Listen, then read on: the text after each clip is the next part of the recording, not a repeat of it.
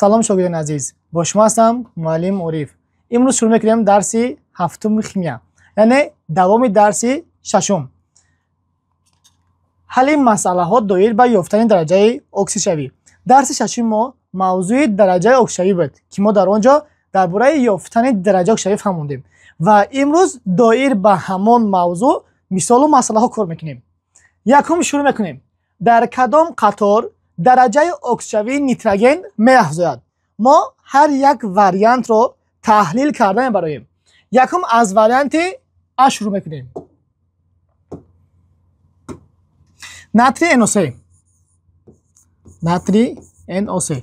ما در اینجا درجه اکسیشوی نیتروژن رو می‌یابیم. برای اینکه سوال در ما چی می‌پرسد؟ نیتروژن رو، یعنی که در کدام قطار درجه اکسیشوی نیتروژن می‌افزاید. ما از اینجا نیتروژن رو میابیم. زایدمون 0 ناتری پلوس 1 نیتروژن x اکسیژن مینوس 2 می‌نویسیم پلوس 1 جمع x مینوس 3 کرده 6 برابر دی 0. x برابر دی پلوس 1 اگر بعد برابری گذارد مینوس 1 بشود و مینوس 6 برابر دی پلوس 6. x برابر دی در درس گذشته گفتم که هنگامی که علامت های ما گوناگون میباشد آنگاه ما طرح میکنیم، یعنی که مینوس و علامت رقمی کلان میمونه، یعنی که پلوس 5. یعنی که در ناتری NO3 نیتروژن برابر چند است؟ و پلوس 5 برابر است. در ناتری NO2 میابیم. ناتری NO2 زد این برابر است با 0 ناتری چند بود؟ پلوس 1 نیتروژن x اکسیژن مینوس 2 می‌نویسیم پلوس 1 جمع x مینوس 2 کرده 4 برابر آبشتوممان 0. x رو میابیم x برابر دی پلوس 1 پیش برابر است، اگر بعدی برابری پرتیم مینوس 1 میشود و مینوس 4 اگر بعدی برابری پرتیم پلوس 4. x برابر دی پلوس 3 میشود. یعنی که در ناتری NO2 نیتروژن برابر چند است؟ برابر است با پلوس 3. در اینجا NO2 رو میابیم. NO2 0 نیتروژن x اکسیژن مینوس 2 می‌نویسیم x مینوس 4 برابر است با 0. x برابر دی مینوس 4 بعد برابر چند میشود؟ پلوس 4 میشود. پلوس 4. پس نیتروژن در NO2 پلوس 4. یک بار دیگر با سوال می‌نگریم. سوال میگه که در کدام قطار درجه اکسیشوی نیتروژن می‌افزاید؟ یعنی که باید درجه اکسیشوی نیتروژن چی شود؟ زیاد شود، یعنی پای در پای باید. پای در پای. لیکن نیتروژن اول می‌نویسیم خط کوردینات می‌کشیم. خط کوردینات 0 مینوس 1 مینوس 2 مینوس 3 پلوس 1 پلوس 2 پلوس 3 پلوس 4 و پلوس 5. خط کوردینات. نگه نیتروژن در واریانت ا رو ببینیم. از پلوس 5 با پلوس 3 در اینجا چی هست؟ کم شده. او جای واریانت خطا شد. واریانت ب رو ببینیم. در NO2 نیتروژن پلوس 4 بود. در ناتری NO2 پلوس 3. در ناتری NO3 پلوس 5. نکنین اینم با مانند واریانت ا شده. از پلوس 4 با پلوس 3 یعنی که پس شد. با ما چی نکنه؟ در ما باید چک شود نیتروژن باید زیاد شود، یعنی که بلند شود. واریانت اس رو ببینیم. پلوس 5 پلوس 4 و پلوس 3. واریانت اس هم نشد، برای اینکه درجه اکسیشوی نیتروژن در اینجا چی است؟ در اینجا پس شده است. واریانت د رو ببینیم.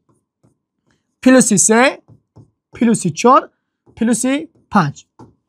پس جواب درستی ما واریانت د بوده است. واریانت د یعنی که در واریانت د نیتروژن، یعنی که درجه اکسیشوی نیتروژن چی شده است؟ زیاد. پلوس 3 پلوس 4 پلوس 5. یک نه پلوس 3 پلوس 4 و پلوس 5 یعنی که درجه اکسیشوی نیتروژن چی شد؟ زیاد شد. جواب ده. سوالی دیگر رو ببینیم. در کدام از پیوستگی های داده شده درجه اکسیشوی نیتروژن با مینوس 3 برابر است؟ پس هر یک واریانت رو کار کرده جواب درست رو میابیم. واریانت ا اند تمام ماده های ساده درجه اکسیشویشون با چند برابر است؟ با 0 یعنی که 0. وریانت ب رو ببینیم NH4 خلور. زد نیتروژن رو میابیم. X هیدروژن پلوس 1 بوده، خلور مینوس 1. X پلوس 4 ضرب 1 4 جا مینوس 1 برابر دی 0. اگر x رو ببینیم اینجا x برابر دی پلوس 4 بعد برابری میشود مینوس 4 مینوس 1 بعد برابری پلوس 1 x برابر دی مینوس 3. سوال میگوید که در کدام از این ماده میگن نیتروژن به شما برابر با مینوس 3. پس جواب درست وریانتی ب بوده است. یعنی که نیتروژن با مینوس 3 برابر است. در وریانتی S به همه وریانت را میسنجیم. NO2 0 x مینوس 2 x مینوس 4 برابر دی 0 x برابر چند شود پلوس 4. یعنی در اینجا نیتروژن چند بوده است پلوس 4. در N2 N2 0 x مینوس 2 میسیم 2x مینوس 3 کرده 6 برابر دی 0 2x برابر دی مینوس 6 بعد برابری پلوس 6. اگر x رو بیم رقمی که در پیش x است مخرج می رود، یعنی تقسیم پایان 2 پلوس 6 برابر دی پلوس 3. پس در اینجا نیتروژن چند بوده است پلوس 3. پس جواب درستی ما وریانت ب که در اینجا نیتروژن با چند برابر است با مینوس 3. سوالی نوبتی در کدام پیوستگی سولفور درجه عالی اکسید شوی امکان پذیر دارد؟ درجه عالی اکسید شوی یعنی که عالی معناش که از همه بلندترین. ما می‌دونیم که سولفور ذراتش چند بود مینوس 2 پلوس 4 پلوس 6. یعنی درجه عالی اکسید شوی گفته چه درجه دارد؟ یعنی که از همه درجه اکسید شوی بلندترین سولفور یعنی که پلوس 6 رو. پس ما می‌بینیم که در کدام از این وریانت ها سولفور با پلوس 6 برابر است. وریانت A ناتری دس 0 ناتری پلوس 1 سولفور x سولفور ما میابیم پلوس 2 جمع x برابر دی 0 x برابر دی پلوس 2 پیش برابر اگر بعدی برابری پرتیم مینوس 2 میشود. وریانت خطا جوابی نیست. ناتری DSO4 0 پلوس 1 x مینوس 2 پلوس 2 ضرب 1 2 جمع x مینوس 4 کرده 8 برابر است با 0. اگر x رو ببینیم برابر دی پلوس 2 بعد برابری مینوس 2 میشود و مینوس 8 بعد برابری پلوس 8. اگر x رو ببینیم برابر است با پلوس 6. پس بیا باز درجه شوی سولفور رو بنویسیم. سولفور درجه شویش خیلی بود مینوس 2 پلوس 4 پلوس 6. درجه عالی اکسیژن که از هم بلندترین باید چند باشد پلوس 6. پس جواب درست وریانت ب که در اینجا سولفور با چند برابر است و پلوس 6 برابر است. وریانت اس رو کار میکنیم. کلید SO3 0 پلوس 1 x مینوس 2 پلوس 2 جمع x مینوس 6 برابر دی 0 x برابر دی پلوس 2 بعد برابری مینوس 2 جا پلوس 6 x برابر چند شود پلوس 4. در اینجا سولفور چند بوده پلوس 4. وریانت د رو ببینیم. کلسی HSO3 2 مرتبه زائد اومیهشون برابر است با 0 یا قوس. کلسی پلوس 2 هیدروژن پلوس 1 سولفور x اکسیژن مینوس 2. گفته بودم که رقمی که بعد قوس نوشته بشود در چه داخل دارد؟ در ماده هایی که در داخل قوسند. پس پلوس 2 جمع 2 ضرب 1 2 ضرب 1 با 2 میشود. پس پلوس 2 ضرب x dx مینوس 2 کرده 3 6 کرده 12 برابر دی 0 2x برابر دی پلوس 2 او پراگذارد مینوس 2 ایشان مینوس 2 پلوس 12 dx برابر دی کوتاه کرده کار میکنیم. مینوس 2 و مینوس 2 مینوس 4 میشود پلوس 12 dx برابر دی پلوس 8 x برابر دی پلوس 8 تقسیم 2 برابر است با پلوس 4. پس در اینجا سولفور پلوس 4 بوده است. جواب درست ما وریانت ب یعنی که درجه عالی اکسید شوی را سولفور در کدام ماده داشته در ناتری DSO4. سوالی نوبتی درجه آکسیدی خلور رو در کلسی خلور 4 مرتبه معین نمایید. پس ببینیم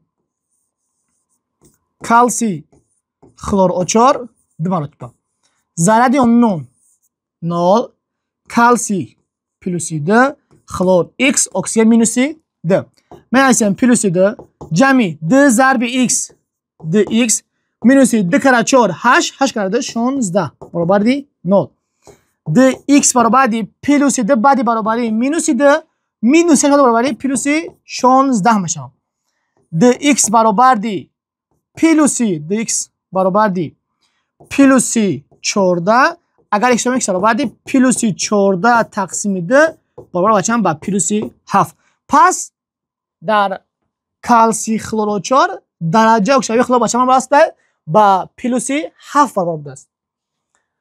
یعنی جواب ما پلوس 7. پلوس 7. باشم که سوال اونقدر دشوار نبود. سوالی فهمم. سوال نوبتی درجه اکسیدی خرم را در ایون خرم 27 مینوس 2 معین کنید. پس میابیم خرم 27 که خودش ذره دارد ما یا 0 میگیریم. ذره چنده؟ مینوس 2 مینوس 2 خرم x اکسیژن مینوس 2 2 ضرب x 2x مینوس 14 برابر چنده؟ مینوس 2 2x برابر دی مینوس 14 بعدی برابری پلوس 14 مینوس 2 خودش بعدی برابری است. پس ایواز نمیشه مینوس نمیشه 2x برابر دی تقسیم کنیم مثلا اگر مینوس کنیم پلوس 12 x برابر دی پلوس 12 تقسیم 2 برابر بچم با پلوس 6. پس در خرم 27 درجه اکسیدی خرم بچم برابر است با پلوس 6. جوابی درست ما پلوس 6. سوال نوبتی پیوستگی ترکیبش المنت O و ناتری المنت O3 را کدام از این دو المنت حاصل کردن میتوانند؟ سوال رو تحلیل میکنیم. ما باید از وریانت ها جواب را انتخاب کنیم که فرمای المنت O و ناتری المنت O3 را داشته باشند. برای ما اول چه کنیم؟ ما اول میگوییم که درجه اکسیدی این المنت در المنت O و ناتری المنت O3 با چند برابر است؟ المنت O 0 المنت x اکسیژن مینوس 2 2 ضرب x 2x مینوس 2 برابر است با 0 2x برابر دی بعدی برابری پلوس 2 x برابر دی پلوس 2 تقسیم 2 برابر با چند؟ با پلوس 1 برابر است. ناتری المنت O3 ناتری المنت O3 پلوس 1 x مینوس 2 پلوس 1 جمع x مینوس 6 برابر است با 0. اگر x رو بریم اینجا x برابر دی پلوس 1 بعد برابری مینوس 1 اینجا پلوس 6 x برابر دی پلوس 5. یعنی که ذره دمان در المنت دو برابر است با پلوس 1 در ناتری المنت O3 پلوس 5. پس ما از وریانت ها باید یک جواب را انتخاب کنیم که همون المنت انتخاب کرده ما باید درجه اکسیدی پلوس 1 و پلوس 5 را داشته باشد. پس ما چه میکنیم؟ ما درجه اکسیدی هر یک وریانت را مینویسیم. نیتروژن درجه اکسیدیش ما در درس‌های گذشته گفتم که باید درجه اکسیدی و ولنوکی را باید حتما چه کنیم؟ از خود کنیم که اون در درس‌های میمرده ما با همه اون لازم میشود. نیتروژن دارد پلوس 1 پلوس 2 پلوس 3 مینوس 3 پلوس 4 پلوس 5. فسفر مینوس 3 پلوس 3 پلوس 5. فتور مینوس 1 خلور برابر دی مینوس 1 پلوس 1 پلوس 3 پلوس 5 پلوس 7 درجه شبیه خلور. ای فسفر باز دوباره می نویسیم فسفر برابر دی مینوس 3 پلوس 3 پلوس 5 لیتی پلوس 1 خلور مینوس 1 پلوس 1 پلوس 3 پلوس 5 پلوس 7 درجه شبیه خلور. از نیتروژن پلوس یک، پلوس دو، پلوس سه، مینوس سه، پلوس چهار، پلوس پنج. ما درجه شوی همه الیمنت ها را نوشتیم. اکنون میبینیم که کدام الیمنت های ما درجه شوی پلوس یک و پلوس پنج را دارند. پس جواب ما وریانت د می شود. میبینیم خلور هم دارد پلوس یک هم دارد پلوس پنج. بس جواب ما. نیتروژن نیز همین خیل دارد پلوس یک و پلوس پنج. پس فرمولای ما در جای الیمنت دو ما همین الیمنت هایی که یافتیم میگذاریم. مثال خلور. پس فرمولای ما خلور دو و چی بود؟ NaO. ناتری الیمنت O3. ناتری الیمنت O3. در جای الیمنت ماده هایی که یافتیم میمونیم الیمنت های یافتگیمونو. پس جاشن ناتری خلور O3 و ناتری NO3. پس جواب درست ما وریانت د باشد. خب باور دارم که سوال ما خیلی فهما و آسان بود. باور دارم که شما فهمیدید. این بود موضوع امروزی ما. تشکر به دقتتون.